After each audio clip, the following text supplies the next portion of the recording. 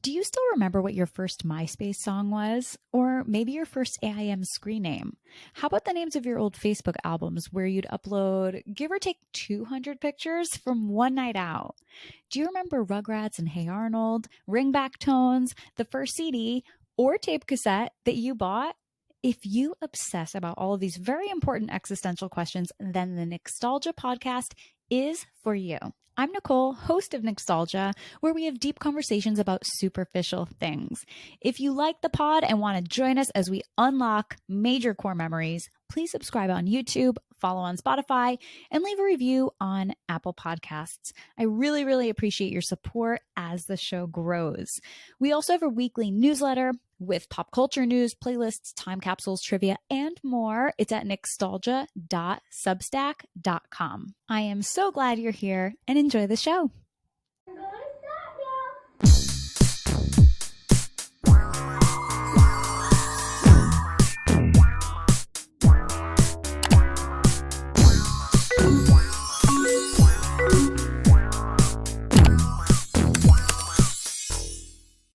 Hello and welcome to this week's episode of Nicstalgia. I am very excited today because Janine is here with me today from Retro Avocado. I'm sure you've seen her videos documenting just all of the incredible memories. I especially love the ones where you have all of the makeup trends just on point. The accuracy is always there. And it just really brings us back. And, you know, the purpose of this podcast is really to bring people together and make them feel like a part of something. And the content that you create truly, truly does that. So thanks for being here. Aw, thank you. What a warm welcome. Yeah, I really appreciate that you say the makeup's accurate because I'm like a freak about that. That's like, I guess that's like my angle on it, that I feel like sometimes similar people maybe not focus on. Like I just obsess on it. So that you said that, it makes me happy. Thank you. Because all my effort is not wasted. Of course. I even just said the other day, the way that you can tell if something is truly accurate when we're looking back to the early 2000s is the eyebrows. I'm like, mine are still growing back. Oh my from gosh. 20 years ago. Absolutely. Yeah. Where do you get the ideas for your videos? Are they inspired by things that happen to you in your personal life, or do you take a look at some of the trends that have come back around? It's kind of a mix of everything. When growing up, like I was very much into pop culture, first of all, and I've always just been into pop culture and just kind of being really in tune with it my whole life, if that makes sense. So it's easy because of that. Like if I listen to a certain song from back in the day, like it will spark all kinds of memories for me. And I listen to a lot of like 90s and 2000s pop, and I've always been into like pop music. So that spurs a whole lot. Like if I just have a playlist, like I will just start thinking of ideas because I'll be like, oh yeah, I remember when I was driving to this party and this song was playing. So a lot of it really is tied to the music for me. Like it's just so funny. Like I could literally tell you a story of like every song, and I love that. Like that's why I love nostalgia, is just being able to transport you. Like it's like the closest thing we have to time travel, you know? And I love the concept of time travel. Like I just like, I'd be the first in line if they made a time travel machine, just because I don't know why. It's just fun to me. I was always into magazines like growing up, and Surreal and music videos. So I think music videos are a really important piece of media for me to gain inspiration from, because I will say, like, if you want to know what the most cutting edge trends of any time is, look at the music videos of that time. And it's going to be the most like saturated, most trendy thing. It's not always what every single everyday person wore, but it's what people aspired to be. And so sometimes my videos are very much like aspirational of what maybe I aspire to, because like if I look at pictures of me in real life during that time, like first of all, I grew up in a conservative home. Like I wasn't allowed to do a lot of this stuff. So part of it is too is like getting to like live my Y2K dreams of like just the different things I wasn't able to wear. But yeah, I hope that explains it. Yeah, absolutely. And I love that kind of idea of time travel too. And we can really just see like the thread of continuity, past, present, and even future. I love talking about the future too. And Mm-hmm. even just how people dress, how they wear their makeup, how they present themselves. It speaks so much because no matter what the cultural zeitgeist, no matter like what's going on in the moment, those same themes of identity and sense of belonging, they're always the same. We're always kind of asking those existential questions, especially as youth too. And then again, when the trend cycle repeats, you're kind of asking yourself those same questions, but now through a different Right. lens of like, I'm an adult now. Maybe this is a Mm-hmm. way that I want to dress, or I want to explore or get a different haircut or something. And so that kind of curiosity Mm-hmm. and looking to pop culture to be like, how do I want to present myself? Maybe when you're younger, that kind of manifests of like, how do I want to fit in, or what kind of trend, or in nowadays, I guess like micro trend or aesthetic, like what do Right. I want to try out It's a today? fun way to reinvent yourself. And I'm Mm, just like, I'm like a typical, like if you're into astrology, like I'm double yes. Sagittarius, sun and moon. And Wow. I get tired of things like this, right? So like I've always been like that. Like I will jump on every trend and then get sick of it, move on to the next. I change aesthetics very quickly. Like it's so hard to pinpoint like just based on my mood. So like that's why I love like pop culture and trends to like give you inspiration of new things and ways to reinvent. Now that everything's coming back, it's like reinventing the wheel, but it has a different, a modern trend, modern take on it, especially like being 33 years old. But I also don't really care. Like some people are like, well, if you're in your 30s, like you can't be dressing like this or whatever. And like people will leave like just stupid comments and like, who says? It literally doesn't matter. Like we're on a spinning rock through space, and like life is so hard and mundane. Like why can't I just wear butterfly clips if I want to? If this makes me happy, you know what I'm saying? Like, I don't care that I'm 33 years old. Hmm. Like, and that's the one thing I love about like also where I live, because I live in New York City, so it's like you're encouraged to really express yourself, I think, and I love that. But even like growing up in a small town, like I literally went to a high school with one red light, and I was still into like the same stuff. Like I would go to the thrift stores and wear like 80s prom dresses to class. Like it's 7 a.m. trig cross. Like I literally would show up. People thought I was, when I tell you, like they thought I was on drugs. Like I'm not even kidding. Like they thought I was crazy, but that's how I wanted to express myself, So, Hmm. and I was always exploring like the vintage trends, even, I guess that was the 2000s. So 80s was, I don't like to think so hard about this, but it's like the 80s were as far away from then as the 2000s are to us now. I don't Yes, like to think about that. someone had said, okay, you know how in Mean Girls, and she's like, oh yeah, this skirt was vintage. It was my mom's in the 80s. Now that's like someone saying this was my mom's in the 2000s. And I was like, that's a little Right. crazy, but I do love exploring the concept of nostalgia, or as I like to call it, nostalgia the remix, where it's like Yeah. you have this longing, this excitement about a time period that you weren't there for. So for me, that's Hmm. definitely the 70s.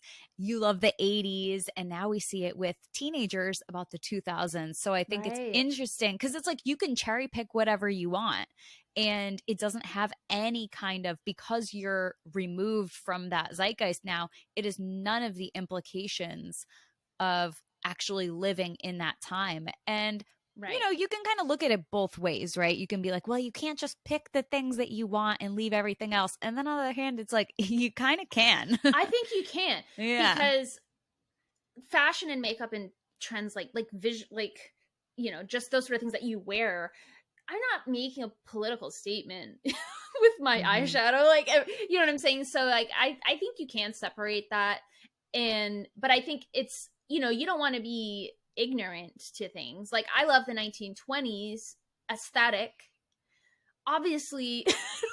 Obviously we've progressed as a society, with just because I love like flapper era, like parties, like Gatsby parties. Like I'm obsessed with that era. Like I swear my past life I was like in that era. I don't know. Hmm. But yeah, I mean it's like duh, people are like, well, the Great Depression like come right after. Like yeah, I get that, but you can still be like, wow, the Roaring Twenties, like what a vibe that was. Like can Hmm. you imagine like being in New York City during the Roaring Twenties? that was probably so fun, and I love just the styles of that area. But it doesn't mean that I'm like, I really wish I could live then and then go through the Great Depression. Yeah. I feel like it's just fun. Like, people definitely take things too deeply. It's like, it's not that deep sometimes. It really is frivolous, and it's fashion and music, and there's obviously like there's a lot of things tied to that politically and society, but it doesn't always have to be that. Like, you can just have fun and be like, I want to wear this because it's fun and it makes me feel happy. That's kind of how I look at it. Yeah, I always talk about examining the past through a contemporary lens, because it's like, if you lived through it, you don't need to examine it. You lived it. And now if we're able to look back at things critically, it's just because our society has progressed since, and we can acknowledge the fact that like things were different, and that's okay. And if anything, even if styles from 20 years ago are popular now, still in 20 years from now, we're going to look back and be like, no, the 2020s was totally different than the 2000s, not just in the style of clothes, but like, we are defining an era right now. It's just we can't see it because we're in it. Right. But I think these days trends are happening so much faster. These trends are regurgitating that I feel like you actually can see things where you are a lot quicker than you used to be able to. For example, like if I think about like COVID, like 2020 and like the trends that were around, like there was very specific trends that we've even grown out of since then. As I follow a lot of fashion people on TikTok and stuff, and they've talked about it. And it's just wild to me because these trends are just going so fast that there are even just these little things that you can already start picking up on that. And I think just the internet and the prevalence, like, of social media and people, things get so oversaturated so fast. That's what happens, I think. It's like you just see, like I was seeing everybody in these same like cardigans with the fuzzy like collars. Like that was the hot thing. And now it's like, okay, this is passe. Like, yeah, like it's just kind of interesting. But like I love to participate in them because it's like, I love when I can sense like this is going to be like a trend that like, you can look back on. This is going to define this era. But yeah, it'll be interesting to see what happens. But I do think because there's so many things going on at the same time, it's such a hodgepodge too. So like, I'm curious to see what the things really are that stand out. I think I can sort of tell, but like, you're not going to really know until we're, a lot older. Right. What is, whether from it's the 80s, the 90s, the 2000s, what's one trend or fashion item that you absolutely loved, and then one that you would just leave in that time era forever? One that I love a lot of these trends, especially of the Y2K era, 90s. Like, I love like the chokers trend, and I loved like the sort of shimmery frostiness. I think was really fun. Like that makeup that was so popular. I loved that. Maybe not as much the super thin eyebrows, although I do think that super thick eyebrows are overrated. Like, I actually keep mine on the thinner side because I feel like it works better for me. So I think in some cases I like it. I actually like I had kind of chunky highlights at one point, and that was fun. What else? Butterfly clips. I've always loved butterfly clips. I think those are just such a fun. I love hair accessories, like that whole era where you had everybody was always wearing like these clips, and that's one thing I've really gravitated onto, and I collect fun hair clips, and it's just such a fun way to like inject just pizzazz, into your hair. Especially like I'm always having some kind of bangs, so it's like a great way. So I love that trend. Things that I could do without are probably like the dresses over pants trend. I just really don't think that's gonna come back, and I hope it doesn't. And if it does, so help me God, because that's a mess. Like that trend, like I'm really not a fan of. I don't think I ever, even back then, was like super into that. Some people are like up in arms about like really low rise, and like I don't think the extreme low rise needs to come back, but I think there's some validity to low rise. Actually, I would say that's something that I kind of like because I have a very short torso, like as in no torso basically. Yeah. And I've noticed that you know, I've been wearing these high waist because this has been the trend for the past few years, right? All these high waist stuff. And then I'm like looking at myself like, this is really not that flattering on me. And I bought some lower rise jeans that have come out from American Eagle. And I was shook because it was so flattering on me. And now they're not the extreme low rise that you remember back in the day. But it was like, wow, I look like I actually have a torso. I forgot that this is flattering on me, but it's not for everyone, you know? And I think that's the beauty of today is that even though we have these trends coming back, it's not going to be the standard, you know? We have options. And like, that's the beauty of it today is like, you don't want to wear the low rise if they come back because they are coming back because I did this shopping mall haul video with Jenna, who you may know, and we were shook because all these stores we were going into, like the trendy stores, it was just felt like a time warp. I mean, Paul Frank, they had like the low rise pleated mini skirts, like all of that was back. And I remember I tried on an outfit. I was like, oh, this would be fun just to try on for the video, but it was so cute that I bought it and I like wear it. It's like a mini skirt skort, like denim. And it's just was like so crazy to me. So anyway, I'm here for kind of lower rise, but not extreme. Yeah, Jenna's a friend of mine. She was actually my very first guest on Nicstalgia. Oh, nice.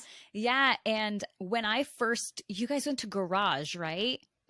Okay, the first time I went in that store, I was also shook. I was just looking around and being like, "This is it." They went into our closet, took the exact item and cut up a few more. It was too accurate and I was kind of freaking out. And I was by myself and I'm calling my sister being like, "You're not going to believe this store." She's like, "Wait, you're not buying anything from there, are you?" And I ended up trying on a top, just, you know, all of the halter tops where they would have not a built-in, some had built-in bras, but it was just like where it had a seam right under the bust.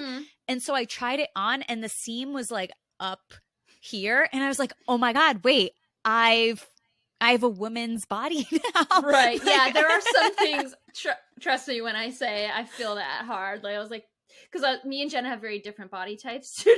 So I was like, girl, you try this on, but like, I know these things are not going to fit in that top. It's just no way.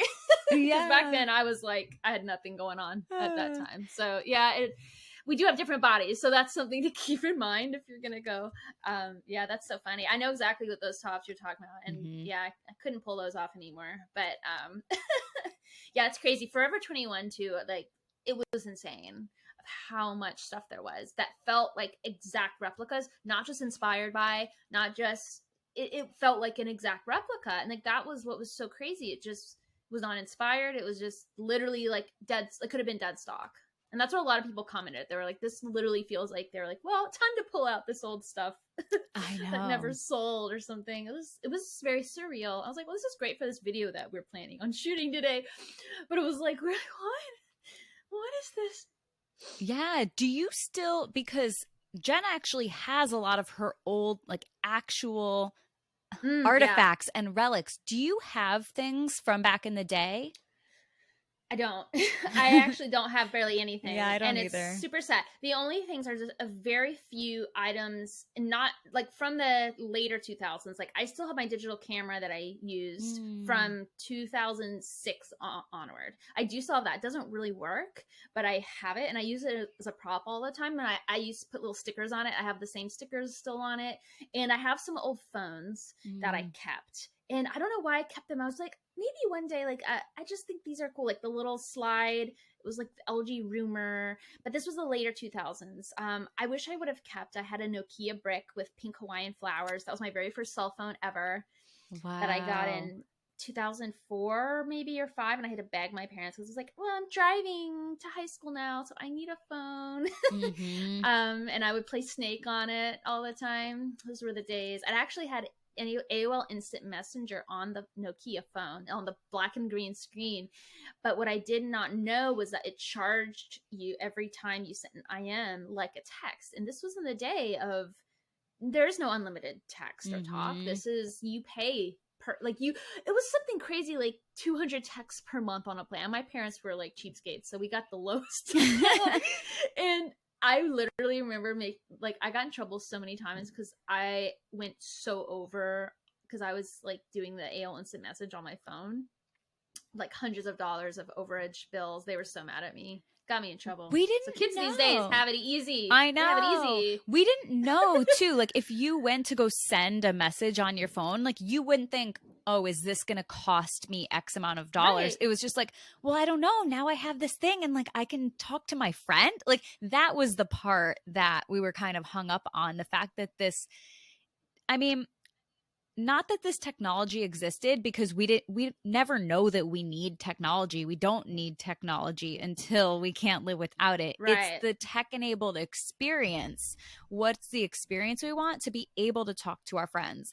I think that there's a very small subset of millennials who were tweens to early teenagers in the mid 2000s, because whether you were a person starting to drive and you needed a cell phone, like these are the two main reasons you need a cell phone. One, because you started driving, or two, because I think I got mine in 2004 and I was 14, because I was going to the mall with my friends. And so my mom had to know when to come and pick me up. So it was like, whether you're going to the mall or you're going to school, you have to have the cell phone. I had a Virgin Mobile brick. And when my parents moved out of the house, when was that? 3 years ago, I got rid of a bunch of my old cell phones, and I still kick myself for it. And my sister actually kept two of hers. Both were LG flip phones, and one, I had the same one. It was pink and sparkly, and then my sister's was white with just pink hearts on it. So I still have that. So she's like, you can have my, cell phone from when I was 12 years old. I'm like, thank you. It doesn't work. I can't charge it, but I have it. And I don't even know why. I guess in the moment I thought, what am I ever going to use these phones for? But now, as we use them as props and I know. relics. I've bought things. See, I go on eBay and I'll buy, like I bought an iPod Shuffle. I bought hit clips. I bought the Harigami, like from eBay. And I remember I did a video on YouTube, like trying to use it back when I had like really long hair. It's so hard to use. And it was like these things, like I never got to buy it. Like my mom never got, she's like, no, it's too expensive. Because back then it was like, whatever, $20 for like a little, basically slap bracelet covered in velvet is all that is. That's all it is. It's literally a slap bracelet covered in velvet, essentially. But it's clever marketing for that. But seriously, I wish I would have kept. I wish I would have kept, because the thing is, I had a lot more, but then my parents moved. They moved from Georgia to Florida, and in that process of that move, they had to get rid of a lot of stuff. And my mom did hoard like so many things. Like she literally had school assignments that I did when I was in first grade, and that was a trip. We had to do like a journal every day and write, and she kept all of that, and it was fun to read through, like before they moved. I mean, this had to have been like 1995, I guess. I mean, really old school stuff.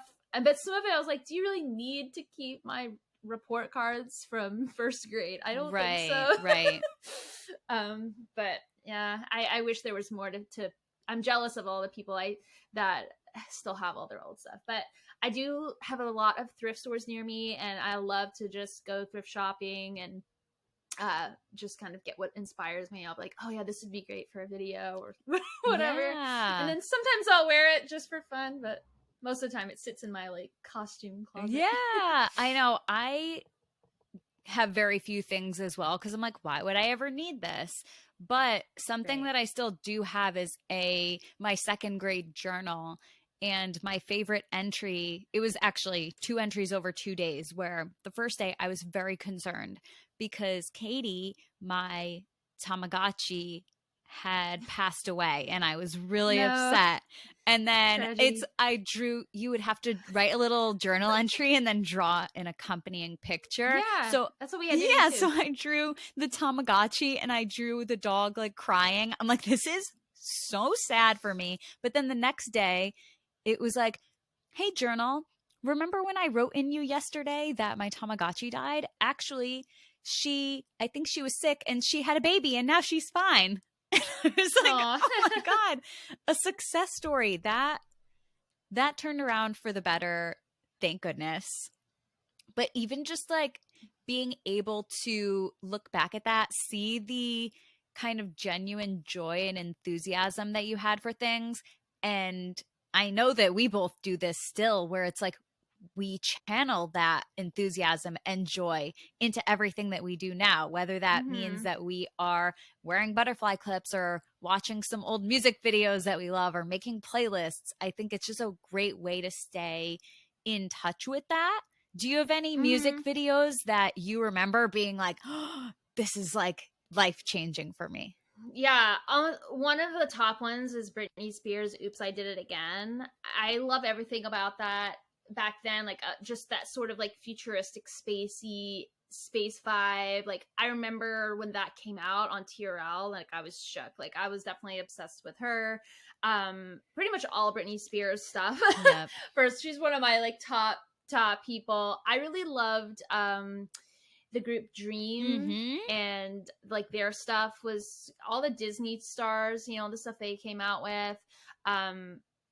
Mandy Moore Candy with the green little beetle and her kind of awkward dance moves. But like I loved her hair in that, and I still do. Like she has a specific hairstyle that's like the most Y2K hairstyle like of all time. It's like zigzag, slicked with the pigtails with the spikes, and like the ends are so straight. And I'm like, I don't remember how we got, like, I don't think I ever did it. I never perfected that. But because I've tried to like recreate that. I guess you just have to really flat iron and like freeze spray it or something. But I haven't perfected that. But it's funny because that's like a trend now. Like I'll literally see like celebrities on the red carpet wearing their hair like that, and it's just funny to me.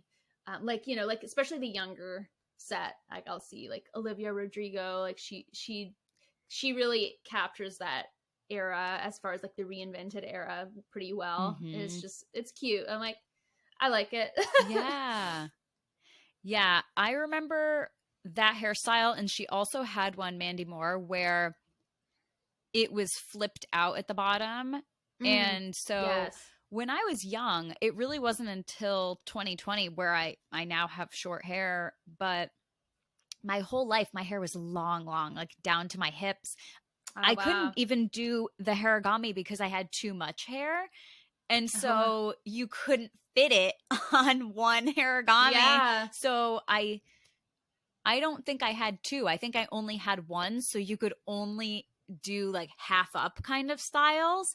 And then like, but I want a whole, you know, beautiful bun where it looks like a zigzag shape or an S. Yeah, it's like a spiral S. I want a spiral. It's like the serpentine. Yeah. I'm like, I want that. And I couldn't do it. But I remember also seeing in the S Club 7 Never Had a Dream Come True music video, Rachel's hair is like that too, where she had shoulder length hair that flipped out at the bottom. And I said to my mom, I need to do my hair like that. And she's like, you can't. I'm like, why? And she's like, because you have long hair. You need to have short hair to be able to do that. And I'm like, that makes no sense. She's like, no, you can't flip out your hair at your hips. So yeah. And she's like, well, you're just going to have to cut your hair. And I was like, never. So I was like, oh, well, that's just something that had to be in my aspirational column that I never achieved. Now it's like I sleep on my hair the wrong way and it looks like that. I'm like, wow, 12-year-old me would have loved this look. Yeah, I remember being obsessed with the flip out, and I did cut my. I was like really into like the bobs, like when I was a preteen. Like I had like the bob, and I would like turn it down the middle and put the clips. And yeah, I kind of had shorter hair for quite a while until like high school, and then I let it grow like really, really long, and then I cut it off again. Like and I've still done that like my whole life. Like last year, I did. That's what I had grown it all the way down here, and then I did a chin length bob. But yeah. It's definitely easier. I feel like that area is very conducive for shorter, like shoulder length hair and layers, a lot of layers. I had a really layered cut I got recently. And I was like, I want kind of like a modern Rachel. And like, that was really fun because I could do the blowout with it. And it was like bouncy, all these layers. It was fun to have. Yeah. What is just like we did with the trends? What's one haircut that you love, and then one haircut that you're like, okay, we're not doing this anymore? From back Yeah. then. Yeah. Um yeah, I guess for the one that I love, like yeah, I loved, like we were just talking about, like that sort of the layers. Like I remember there's a specific cut where it's like it's curled in and then the bottom is out. You know what I'm talking about? It's like curled in. It's like a bob, but then the underlayer flips out. So it's like a combo. I guess that's kind of like the Rachel sort of. I was obsessed with that. There's one cut that like I'm not a huge fan of that was really popular in that era, especially in the more in the 90s. And I see it because I've been watching a lot of these 90s movies. And it's like almost like a long pixie where it's kind of like, I don't know. It's like a pixie, but longer and not quite a bob. It's like in between. That's not really my favorite. And I remember I actually got a cut and I wanted more of a bob, and they cut it like that when I was like 12. It was too short, and I remember crying for days because I was like, I look like a boy. I look like a boy. I was so upset. But I think I asked for, I was like, I asked for something like that and they gave it to me, but I didn't quite like understand. So I think I'm like triggered by that haircut now. And so when I see it, I'm like, I remember when I got this cut and I hated it. Yeah. When you watch 90s movies, are they ones that you're rewatching, or do you also like to watch older movies that you didn't get to see when you were younger and now you're watching for the first time as an adult? It's kind of both. So like I have some that are like comfort movies, like Legally Blonde is definitely a comfort movie. I've seen that many times, but because I've been doing a lot of podcasts where it's like rewatching videos or like doing discussions on, not videos, movies. And like recently I rewatched or actually it's not really rewatch because I didn't watch it back then. I missed a lot of movies back then, especially in the 90s, because again, I grew up in a conservative home. Like we just weren't allowed to watch a lot of stuff, and then you just kind of miss the boat, and it just goes by you. So anyway, so like I watched Dude, Where's My Car the other day, and that was wild to watch it in today's lens. It's like that's when I watched Can't Hardly Wait, which I had never actually seen, but it's that one was great for watching like the 90s trends, because it's like at a house party vibe, so it was really fun to kind of analyze. Like I'm always like analyzing all the hair and makeup and costume, which comes in handy because I actually got a gig being a stylist for a music video, and I did it this past weekend. Wow, congrats. For thanks. It's for an emo band called The Early November. Oh my god. And so I don't know how much detail I can like give out about it, but it's coming out relatively soon. And anyway, so they did a scene where it was like set in 2002. That was like the theme of their video. And I was like, if y'all need help, because we're like mutuals. And I was like, if you need help, like I'm in the area. They're like, actually, yeah. So that was so fun. I'd love to do more of that, putting that out into the universe right now. Yes. Because the majority of people were young. They were like 18 to 22. They only understand the rehashed version, like of Y2K era. So kind of doing research of especially like people that would go to a show like that, like at a house party. It's like a little different than your like prim and proper Y2K princess vibes. It's different. It's like Warped Tour. So it was like really fun. Like that, I love doing stuff like that, and just like every person and like telling them what to wear and kind of doing their hair, and getting to do all the boys' hair was fun because the styles are so different than they are today. Like all these like guys with long hair, they're pushing it out of their face, right? It's like if you see a guy with long hair, it's not like in their face like it was. And so I'm like, all right, taking the LA Looks hair gel and pulling it down. Yeah. Giving the swoop. And they're like, oh man, this is so weird.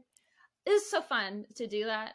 Yeah, anyway, that sounds amazing. I'm actually glad that you brought that up, because something that I think about all the time is that how I would we're manifesting things today and putting them out in the universe.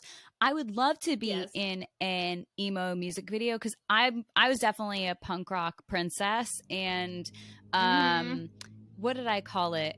Kind of like a pink punk, kind of thing, where it's like, okay, Yeah. I'm mostly dressed in Delia's and I could rock some Hollister and Abercrombie. Like, I didn't present on the surface level as someone who's like, oh, that they're goth or they're emo or they're scene, whatever. But I love the music. Like you said earlier, music is huge. It's like the Right. most important piece for, well, music and fashion too. And that the whole idea of it being able to express yourself through fashion, like that's ultimately why I pursued a career in fashion, was because it allowed you to do that. Mm-hmm. But in loving music videos so much, a friend of mine from high school was in the Check Yes Juliet music video. And I Oh, was like, wow. that's iconic. And so I was talking to my sister about it. I couldn't have been telling because that would have been requiring me to have been telling her for the first time. And I've definitely told her that like 50 times. She's like, oh, well, one of my friends was, she was in something. Let me find out and tell you. She was in an All Time Low music video. I'm like, get Oh my away gosh. from me. And both of these were in like 2006 or something. Mm-hmm. And then I was telling a third friend about those two first music videos. She goes, yeah, I was in a Taking Back Sunday music video. I'm like, all of you people, Oh my get God. away from me, okay? Get away from me. Don't be telling me this unless you, I mean, you know what? I'm happy for you. I am happy for you. But so I'm going to live vicariously through you, but I would have loved to have been in one of those music videos in the 2000s. So if we Right. can't make it happen 20 years ago or 15 years ago, it can be now. It can just be now. Mm-hmm. Absolutely. Absolutely. Yeah, I kind of similarly to you, like I didn't present outwardly as much, but I was really into Taking Back Sunday and like all like something corporate and then Jack's Mannequin, like Mm-hmm. that whole vibe is like so like deep nostalgia for me. And it's like if I'm just in a melancholy mood and I just want to feel sad for no reason, and like not in a sad way, but like in a sad longing mood, like that's the music that I play, because it's just like I don't know, obviously like that's the vibe, I mean, of it.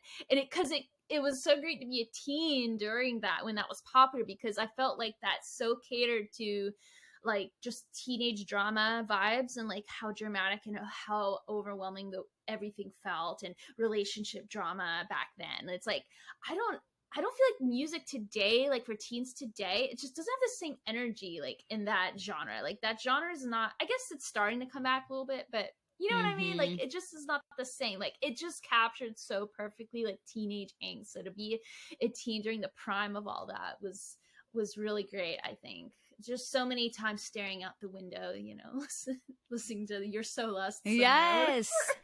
And it didn't help that I always like dated. I was like a serial dater my whole life, and I always dated like the emo boys too, and they turned me on to a lot of good music. That's the one thing. A lot of emotional trauma and emotional damage, but the music, and that's kind of always been a thing. I've always was with people that had great taste in music, that and like introduced me to a lot of stuff even though it was emotionally toxic. They can go, the time. music can stay.